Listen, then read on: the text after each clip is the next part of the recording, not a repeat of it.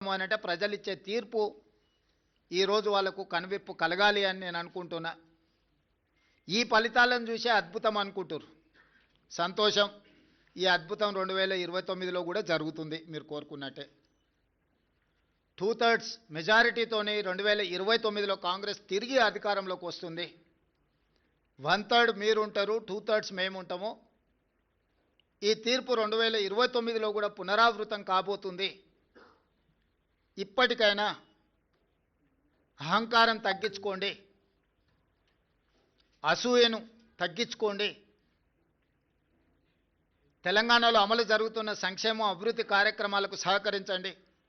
బాధ్యతాయుతమైన ప్రతిపక్షంగా వ్యవహరించండి. అంతే తప్ప మీ అసూయలతో, మీ ద్వేషంతో తెలంగాణ రాష్ట్రానికి నష్టం జరిగే విధంగా మీరు మాట్లాడకండి. అంతర్జాతీయ విపణిలో తెలంగాణ రాష్ట్రానికి ఒక గొప్ప గుర్తింపు, పర్ క్యాపిటల్